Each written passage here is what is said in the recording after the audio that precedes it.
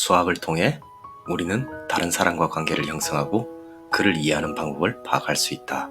좀 더 단순하고 명료하게 수학적 사고력은 문제를 풀이할 때 필요할 뿐만 아니라 일상의 문제와 삶의 관계를 해결하는 데 더욱 의미가 있다.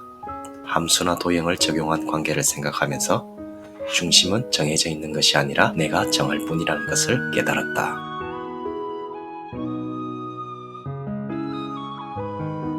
안녕하세요 여러분. 어느덧 푸른 계절인 5월이 다가오고 있습니다. 갑자기 웬 수학 이야기냐고요? 사람들 간의 관계를 맺고 사는 세상에서 수학이 큰 의미를 가지고 있기 때문입니다.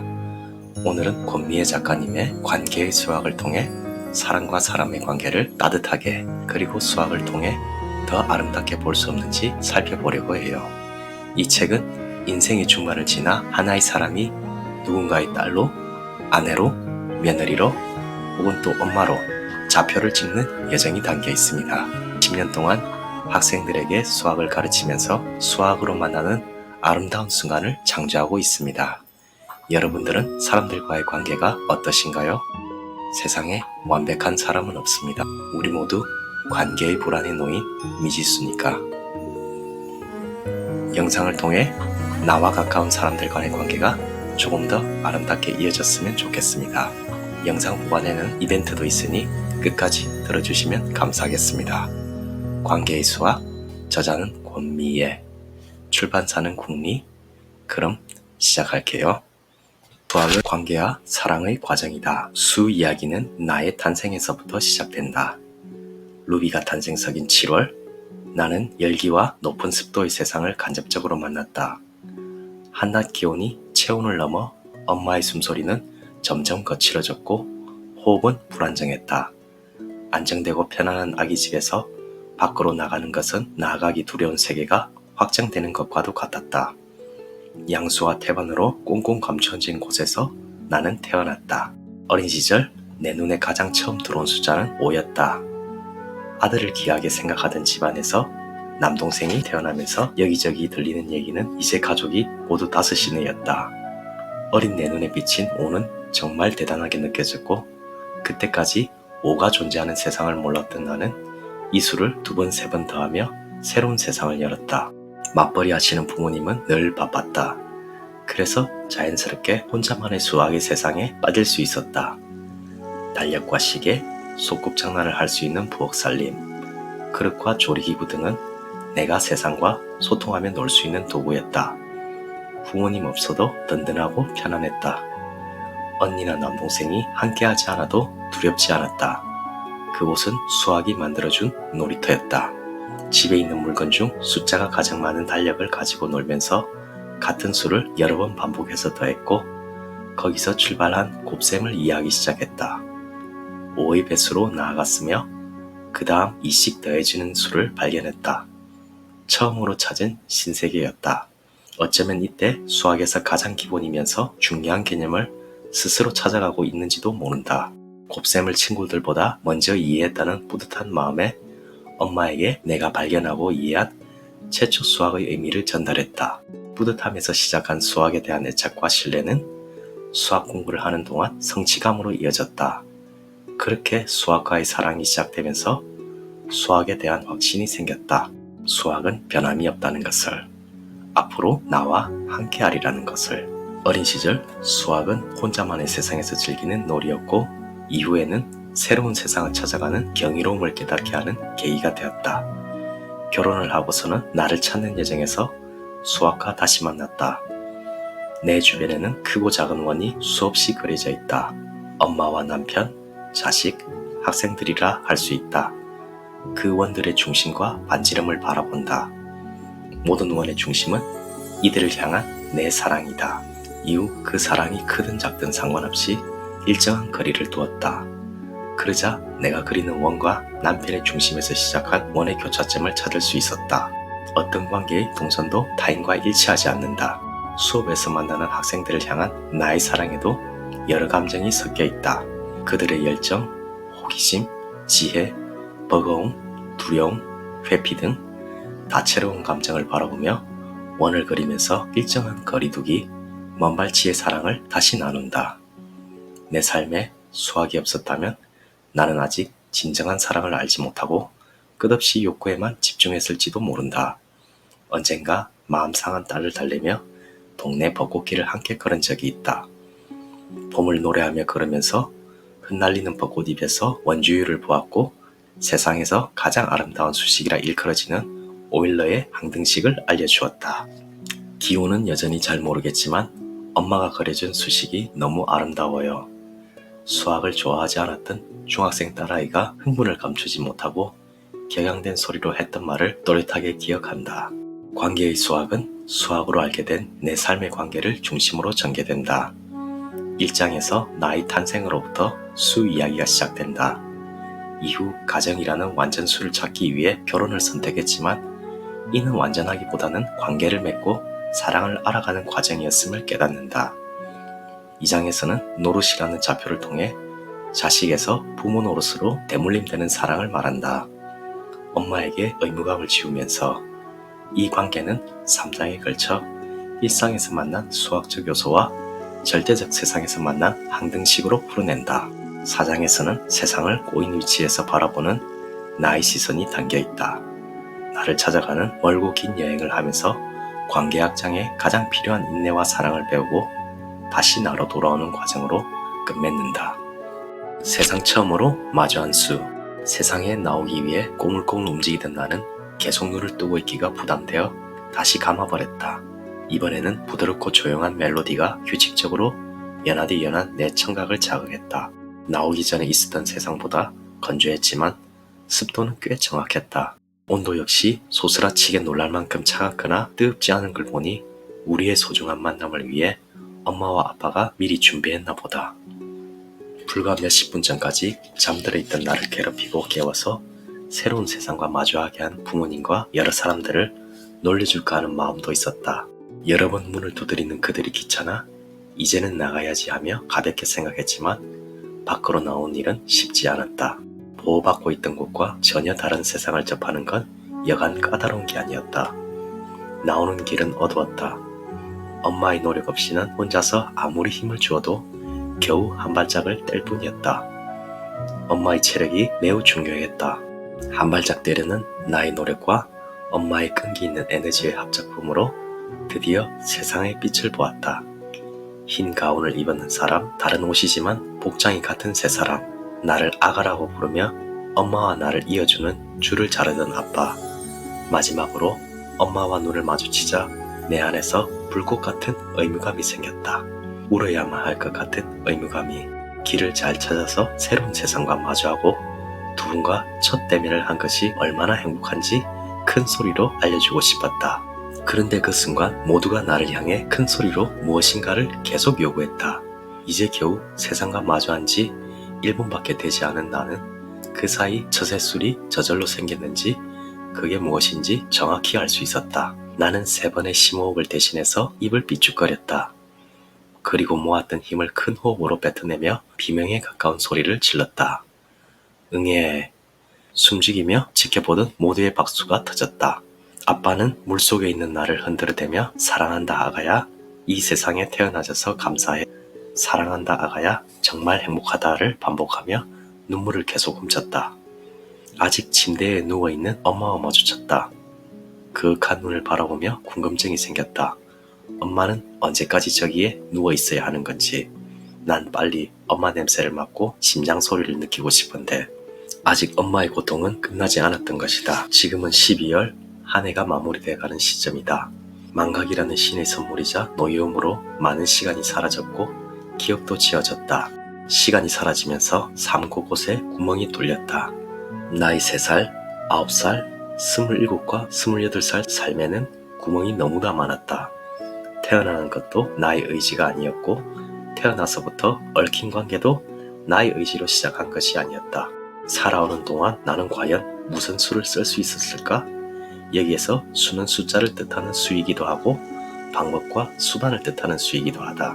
나는 세상과 처음 마주하고부터 숫자에 끊임없이 자극을 받았다. 삶은 나에게 살을 처음 선물했다. 가족이었다. 다음은 5였다. 좀 다른 모습의 가족이었다. 성장하면서 이 무슨 수는 한결같이 나와 함께했다. 때론 숫자로 때론 수단과 방법으로 찾아왔다. 나에게는 수는 내 운명을 받아들이고 삶을 사랑하게 하는 마음이었고 가족의 사랑이었다. 결혼을 하고 나서 우리 집안은 16이라는 구성으로 되어 있었다. 16은 가족 전체를 이루는 의미도 있지만 그것보다 짝을 이루는 2, 4, 8의 의미가 더 크다 할 수 있다. 16이었던 숫자는 이제 17이 되었다. 17은 소수이다. 소수는 물질의 가장 작은 단위인 원자와 같은 의미라고 할 수 있다. 우리 가족은 각자의 자리에 있을 때보다 가족이라는 전체 수에 포함되어 있을 때 사랑과 책임감이 빛을 발한다. 태어나면서부터 함께해 온 수는 단순히 숫자에 머물러 있었던 내 시선을 확장했다. 가치관, 자연관, 방법, 수단, 감정까지 언제나 수는 모든 순간 나와 함께하고 있었다. 오늘도 나는 수를 상과 자연에 연계하고 일상에 대입하며 살고 있다. 먼 발치에서 바라보는 원의 사랑. 원에 대한 나의 사랑은 무한에 가깝다. 누군가의 이미지에서 원을 발견하거나 느끼면 그를 향한 마음이 조건 없이 적극적으로 표출된다. 평소 내 성향과 다른 돌발적인 모습에 내가 깜짝 놀랄 정도로 원이 내 안 깊숙이 들어온 건 그날부터였다. 원은 중심으로부터 일정한 거리에 있는 점들의 자치 흔적이다. 원을 생각하면 우리 삶에 묻어있는 다양한 사랑의 모습이 보인다. 원의 사랑은 명목적이지 않고 먼 발치에서 바라본다. 일정한 거리를 두고 있지만 관심이 한결같다. 사랑이 더 풍족하다고 넘치게 주거나 부족하다고 칼같이 차단하지 않는다. 나에게 원은 부모의 사랑으로 이어진다. 가장 중요한 메시지는 한결같음이다. 현실에서 만족스럽지 못한 환경에 있는 자식이나 반대로 능력이 있는 자식, 그 누구에게도 주는 사랑과 에너지는 같다. 물론 좀 더 마음이 가거나 의지하는 자식은 있겠지만 그렇다고 그 사랑이 더 크다고 할 수는 없다. 수업 시간 학생들에게 원에 대한 나의 사랑과 애착을 표현한 적이 있다. 진정한 사랑이라고 생각한다는 말과 함께 대부분 아름답다는 마음을 표현했는데 곰곰이 생각하던 학생 M이 물었다. 연인 사이에도 원의 사랑이 적용되는지. 연인의 사랑은 불타올랐다 쉽게 꺼지기도 하고 희미한 불씨만 있다가도 특별한 계기로 활활 타오르기도 한다. 이런 사랑은 다항함수에 더 가깝다. M은 다시 원의 방정식에서 중심이 변하는 평행이동을 예로 들면서 내가 말한 한결같은 원의 사랑이 왜 변하는 건지 이해할 수 없다고 했다. 평행이동은 원의 중심이 변한 것이지 반지름이 변하는 것이 아니다. 사랑의 크기나 사랑 자체가 사라져버리는 게 아니라 시기에 따라 그 대상이 달라지는 것이다. 나의 경우 어릴 때는 가족에게로, 커가면서는 친구로, 그 다음은 배우자로, 그리고 아이들에 이르기까지 시기마다 대상이 달라졌다. 하지만 사랑의 색깔이나 크기 자체가 달라지지는 않았다. 다시 기준을 부모님으로 가져가 본다. 부모님의 사랑은 매 순간 아가페적이다. 훨씬 절제되고 적당한 거리에서 지켜보며 주는 사랑. 그게 바로 원의 사랑이다. 부모의 사랑을 원의 방정식으로 떠올린 건 원의 중심에서 원 위에 이르는 일정한 거리, 반지름을 어디서 어떤 상황에서나 한결같은 사랑, 적당한 거리에서의 먼발치의 사랑으로 느꼈기 때문이다. 원의 방정식을 좌표 평면에 옮겨 그리고 또 그린 지 30년이 훌쩍 지났다. 원을 그려 넣으며 우연히 알게 된 모성애, 그리고 조금 다른 색깔의 부성애. 그때부터 그곳에 넘쳐나는 사랑 에너지가 있음을 알고 있었다. 재고 따지기 전에 믿음으로 보여준 한결같은 부모의 사랑이다. 지금까지도 멈추지 않고 변하지 않는 주는 사랑을 원으로부터 배운다. 부모의 사랑일까? 원을 향한 나의 무한한 사랑일까? 시행착오의 질량, 익어감의 밀도. 나이를 먹을수록 시행착오를 받아들이는 익숙함과 결과를 마주하는 두려움이 동시에 찾아온다. 나이를 먹는 것의 가장 큰 이점이 원숙함이라면 무기력함이라는 단점이 요즘 나를 많이 힘들게 한다. 오늘도 고민으로 뒤척이다 결국 일어나 책꽂이에서 책을 집어들었다. 어제 잠시 만난 제이 언니의 말이 계속 마음속에 남아있다. 어느 상사에서 생활하는 비구니가 이렇게 말했다고 한다. 우리 마음에는 끝도 없이 자라는 잡초가 있는데 그걸 제거하면 일시적으로 깨끗해진 듯 보이지만 하루라도 소홀히 지나가면 잡초가 그 자리에 그대로 다시 올라온다고. 그때의 잡초는 그곳이 원래 자신의 자리인 듯 더 떳떳하고 강하게 버티고 있다고 했다. 시기, 질투, 욕심을 끊임없이 다스리고 뽑아내어도 인간의 마음은 걸음이 적당한 받치기에 다시 이것으로 가득해진다. 조금 깨끗해졌다고 안도하다가도 잠시 소홀해진 틈을 비집고 다시 나온다. 잡초가 끊임없이 나고 자라는 내면을 들여다보며 원인을 파악하고 상황을 대처하던 중에 비구니의 마음을 잠시나마 동경해 본다. 목표를 위해 숨 돌릴 여유조차 없이 달렸던 지난날을 회상한다. 잠시 쉬어가라는 뜻이었는지 큰 시련을 겪었고 원치 않아도 내게 주어진 삶을 겸허히 받아들이며 적당한 거리에서 안정된 꿈을 꾸기도 했다. 또한 지금 나에게 닥친 나이를 이제는 아무런 거부감 없이 받아들이게 되었다. 설거지를 하면서 동시에 급한 마음으로 저녁 식사를 준비하던 시간이었다. 강낭콩이 섞인 밥을 하려고 쌀과 콩을 함께 씻다가 위에 둥둥 떠오른 쭉정이 콩을 보고 피식 웃음이 새어나왔다. 바닥에 가라앉은 강낭콩과 쌀을 자세히 보다가 문득 이것들의 밀도와 질량과 부피의 관계를 생각했다. 질량이 같을 때는 부피가 더 큰 것이 밀도가 작으므로 물 위로 떠오른다. 또 부피가 같을 때는 질량이 더 큰 것이 밀도가 크므로 아래로 가라앉는다. 이를 통해 전하는 수학의 언어는 매일매일 견고하고 단단하게 다지는 삶의 태도이다. 일상을 살아갈 때와 글을 쓸 때의 밀도를 비교하니 상과 글쓰기가 제대로 보였다. 글쓰기를 시작하지 않았다면 쌀을 씻으면서 이런 생각을 할 수 있었을까? 갑자기 뿌듯해졌다. 뿌듯함은 곧 행복으로 이어졌다. 매일 꾸준하게 써온 글은 단단했다. 부피가 클 뿐 단단하지 않은 글은 허울이라고 쌀을 씻으면서 깨달은 사실이다. 부모님을 뵙고 돌아오는 길에는 습관처럼 삶을 돌아보게 된다. 늙는다는 건 시간을 거스르지 않는 경이로운 이거감이자 사회 소외계층으로 살아가는 쓸쓸함이다. 누구나 자신의 과거에서는 화려하고 건강하며 찬란하게 존재한다. 나이를 제대로 먹으려면 육체와 감정 모두 바르게 영양을 섭취해야 한다. 이렇게 흡수된 영양소가 몸 곳곳으로 이동해야 제대로 익어갈 수 있다. 살면서 고독은 피해갈 수 없다. 그러나 고독은 내가 익어가는 과정에서 즐기고 아껴야 할 인생의 요소이다. 삶이라는 집합 안에 익어감이 포함되어 있다면 고독은 익어감 안에 들어있는 원소일 뿐이다. 자연스럽게 받아들이고 멋지게 즐기면 된다. 평행선 위 나와 내면 아이. 숙면하지 못해 불안정한 내면으로부터 속삭임이 시작되었다. 그 속삭임은 커지더니 큰 소리가 되어 나를 현실에 놓아주지 않았다. 그 소리는 얕은 잠과 함께 주변을 하염없이 맴돌다가 새벽 시간 스스로 의식을 밀어버리게 만들었다. 4시 45분 이성과 분리된 육체가 자신의 자리를 찾아 스르르 움직이기 시작한다. 안방을 나가 거실을 거쳐 책을 짚고 편안함을 찾아 앉기까지 거리는 딱 20걸음이다. 마이클 싱어의 상처받지 않은 영혼이었다. 표지를 넘기자 내면은 아이와 마주하며라는 메모가 보인다. 몇 개월 전 그날의 기억이 또렷이 떠오른다. 이 선명한 기억으로부터 옅어진 감정과 세세한 상황들을 찾아낸다. 망각하기 전에 그것들을 다시 재배열하듯 감정을 극대치로 끌어올리기도 하고 차분히 가라앉혀 보기도 했다.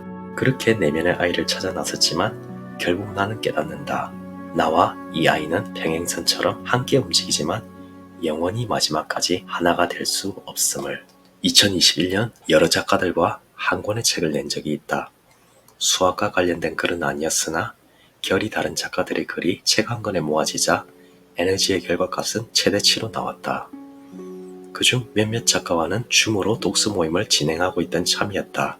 그러다가 이제 오프라인으로 만남을 가질 예정이었다. 가는 여정에서 나는 설렘과 두려움의 경계에 있었다.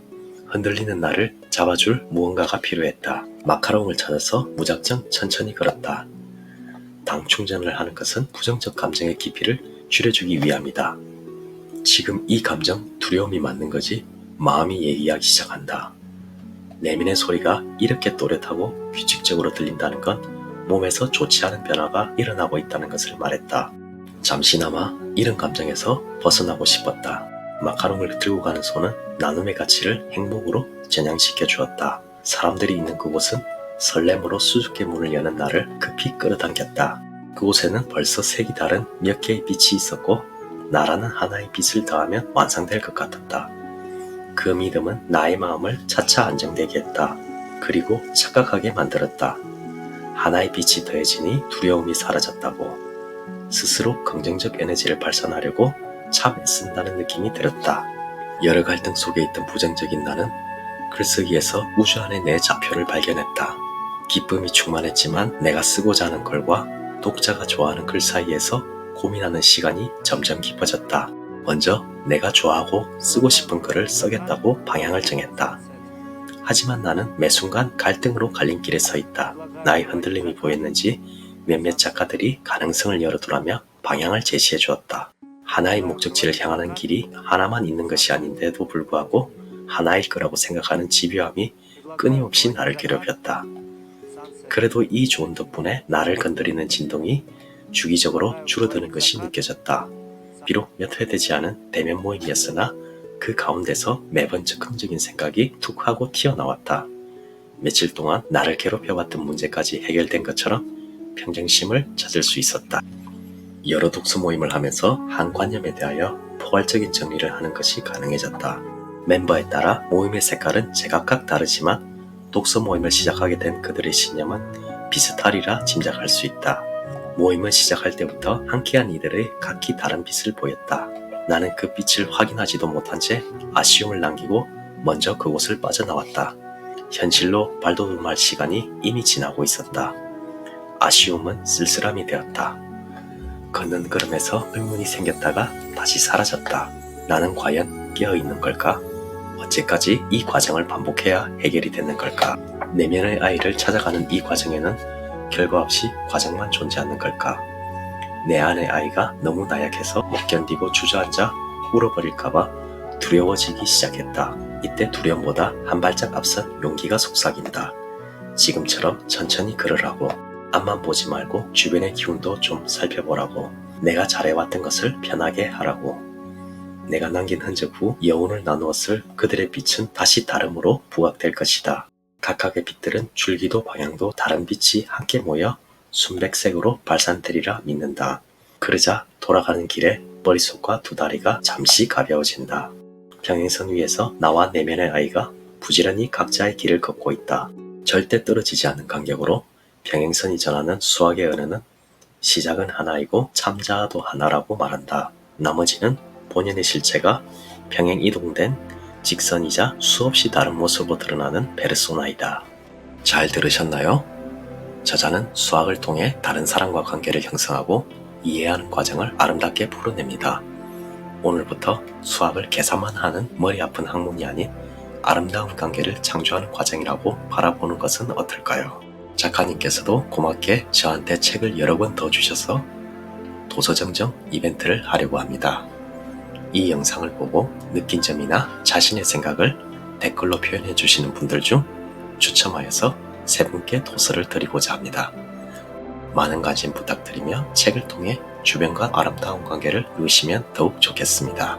마지막으로 저자의 말로 마치겠습니다. 나는 학생들에게 수학을 가르치기는 하나 학문을 연구하는 수학자는 아니다. 그저 이들이 일상과 삶 곳곳에 숨어있는 수학의 의미를 생각할 수 있기를 꿈꾸며 오늘도 나란히 길을 걷고 있을 뿐이다. 이 책을 통해 버거운 인생에서 수학으로부터 조금이라도 위안받고 태어남과 동시에 시작된 관계에서 생기는 아름다움을 찾아갈 수 있기를, 행복하고 즐거운 이 과정을 만끽할 수 있기를 진심으로 바란다. 감사합니다. 이상 시나브로 책방이었습니다.